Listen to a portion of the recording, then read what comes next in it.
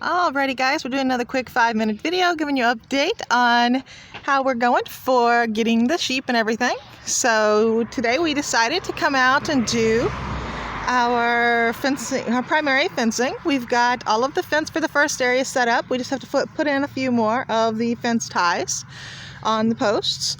But for the most part, we have the whole area done so you guys can see it a bit better. We're going to go through the gate here. Okay, you can see the area is not humongous, but it's big enough for the 3 little lambs for a good start, and then for a good hatch area for they'll be able to, when they're full grown, they'll be able to come in here either for like some of their major part of their winter time, so for easier access to feed and everything. But the next spring and this probably some of the fall for sure this year, they'll be getting some of the back pasture time as well. But up here, from all the square footage we calculated, it should be approximately 1,800 square feet. It's probably slightly more than that, but I'm already deducting some of the size, some of the space for the garden here and for the peach tree over there. Those are going to be, peach tree is going to take probably like 2 square feet out. The garden is like 4 by 3, so it's going to be like 12 square feet-ish out. So it's probably close to like 1,820 square feet or something for the whole thing with taking those out. But that is what we got accomplished today. Show the actual clips and everything. And yeah, you can see how, like we have, this is typical for 47-inch tall fencing, and you can see we have it like clipped like there. That's how you're supposed to do it. And we'll eventually put at least one more on this one. Most of them just have the top clip in right now because it was pretty warm this morning and just kind of exhausting moving all that heavy fencing around. But we basically took a 330-ish foot roll. We measured this whole area out, and then we unrolled it to the length we needed, allowed a little extra for leeway, and then rolled everything back out. Once we got it here, we just put top clips just to help have some tension, keep it in place. That way we could make sure everything ran. We got toward the end of it. It started to be questioning whether we were going to have enough, but it is one unbroken piece of fence the whole way around. Yep.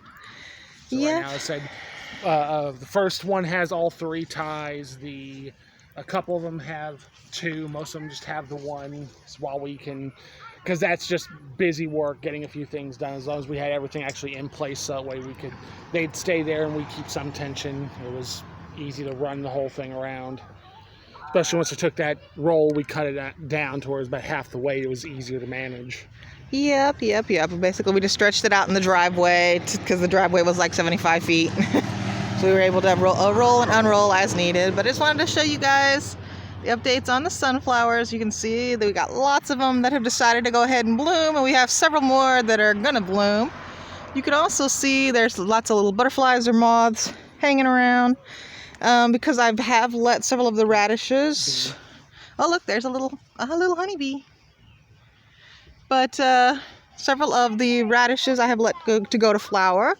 I will attempt to harvest seeds from them. Sometimes I get forgetful about dates and they end up going to waste, but we shall see. But yeah, my tomatoes are still steady growing, not turning any red yet.